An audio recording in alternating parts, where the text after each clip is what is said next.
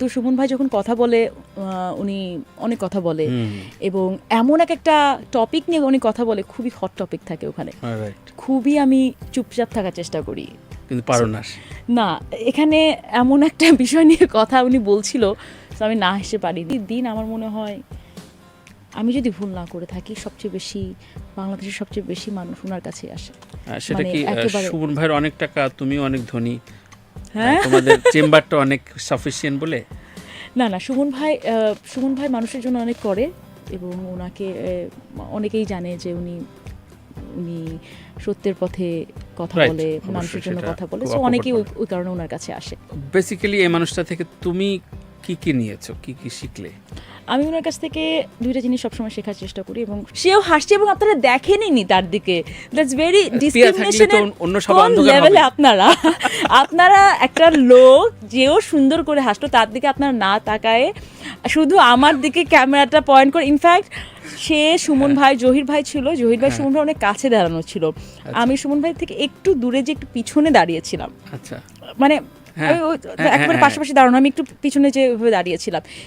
রাত ৮টা with তানভীর তারেক।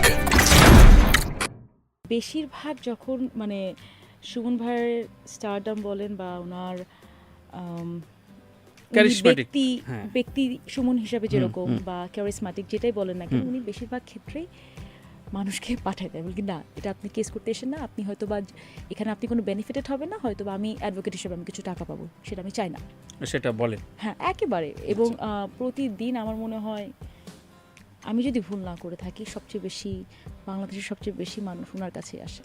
সেটা মানে কি একেবারে সুমন ভাইয়ের অনেক টাকা, তুমিও অনেক ধনী, হ্যাঁ, তোমাদের চেম্বারটা অনেক সাফিসিয়েন্ট বলে?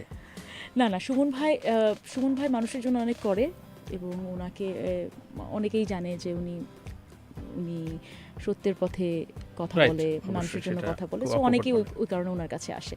আচ্ছা, হ্যাঁ, আচ্ছা। এবং সেই হিসাবে মনে হয় আমি সুমন ভাইকে বলছি, সুমন ভাই আমার মনে হয় অনেক কম ফি নিই আমরা, ফিজ আরও বাড়ানো উচিত। আচ্ছা। তো বেসিক্যালি এই মানুষটা থেকে তুমি কি নিয়েছো, কি শিখলে?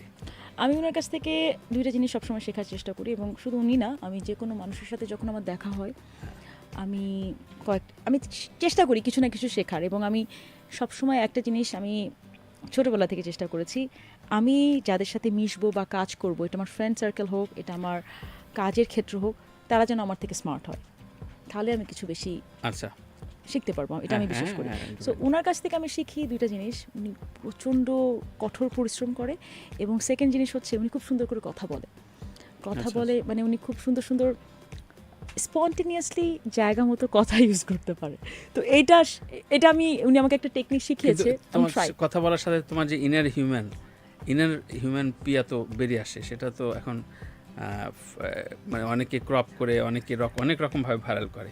সো তোমার সাথে যে কোনো বিষয় একটা কলিগের যখন স্টেটমেন্ট দিচ্ছে, ইয়েতে খুব সিরিয়াস স্টেটমেন্ট, সে তার মতো করে দিচ্ছে, তো তুমি যখন হাসছো, তো সেই হাসিটা নিয়ে যেহেতু তুমি তখন একেবারে সব কিছু বাইরে জান্নাতুল পিয়া হিসেবে হাসছো, নাকি কলিগ হিসেবে এমন তোমার হাসিটা বেরিয়ে আসে? পেশাদার হিসেবে তো এই হাসিটা অ্যাপ্রোপ্রিয়েট শোনেন, না। এখানেই আমি বলতে চাই যে আমার পাশে আমাদের আর একজন অ্যাসোসিয়েটস ওখানে দাঁড়িয়ে ছিল। হ্যাঁ, আমার পাশে শুধু আমি ছিলাম না, আমার পাশে আমাদের আরেকজন অ্যাসোসিয়েট ছিল, সেও হাসছে এবং আপনারা দেখেনইনি তার দিকে। দ্যাটস ভেরি ডিসক্রিমিনেশনের অন্য সব কোন অন্ধকার লেভেলে হবে। আপনারা একটা লোক যেও সুন্দর করে হাসতো, তার দিকে আপনারা না তাকায় শুধু আমার দিকে ক্যামেরাটা পয়েন্ট করে। ইনফ্যাক্ট সে সুমন ভাই, জহির ভাই ছিল, জহির ভাই সুমন ভাই অনেক কাছে দাঁড়ানো ছিল, আমি সুমন ভাই থেকে একটু দূরে যে একটু পিছনে দাঁড়িয়েছিলাম, আচ্ছা, মানে হ্যাঁ, একেবারে পাশাপাশি দাঁড়ানো, আমি একটু পিছনে যে দাঁড়িয়েছিলাম। এবং আমি সবসময় চেষ্টা করি, যেহেতু সুমন ভাই যখন কথা বলে উনি অনেক কথা বলে এবং এমন একটা টপিক নিয়ে উনি কথা বলে, খুবই হট টপিক থাকে ওখানে, খুবই আমি চুপচাপ থাকার চেষ্টা করি, কিন্তু পারো না। না, এখানে এমন একটা বিষয় নিয়ে কথা উনি বলছিল, তো আমি না হেসে পারিনি। সো ওখান থেকে আচ্ছা। আমার মানে খুবই, আমরা যেহেতু সাধারণ জনগণ সব বোকা প্রশ্নই করবো, ধরো অ্যাডভোকেটরা তো সবচেয়ে বেশি জ্ঞানী, সমাজ সম্পর্কে সবচেয়ে বেশি জানে। আমার কথা হচ্ছে যে পেশার জায়গা থেকে এটা অ্যাপ্রোপ্রিয়েট কিনা, নাকি ইনঅ্যাপ্রোপ্রিয়েট মানে না ব্যাপারটা পেশার জায়গা থেকে না, শুনেন আমি ওনাকে ধরো একটা সিরিয়াস মুডে তোমরা স্টেটমেন্ট দিচ্ছ, হ্যাঁ বাট তুমি ইনহিউম্যান হাসিটা খুব নির্মল এবং খুবই দারুণ লাগছে শুনে। না এটাই তো আমাদের হাসিটাই পিয়া হেসে দিচ্ছে। মানে হ্যাঁ। আমার মনে হয় সুমন ভাই ওখানে যেভাবে কথা বলেছে, ওখানে যে কোনো মানুষ থাকলেই মানে উনি তো এই অনেক মজার expression-ই ছলে অনেক কথা বলে, হ্যাঁ। ওরকম এক্সপ্রেশনই দেবে।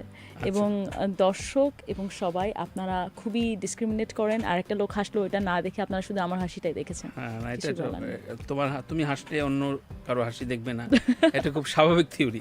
এটার জন্য আসলে আইনস্টাইন হইতে হয় না। সো ক্যামেরাম্যানরাও বোঝে যে কাকে ফোকাস করতে হবে।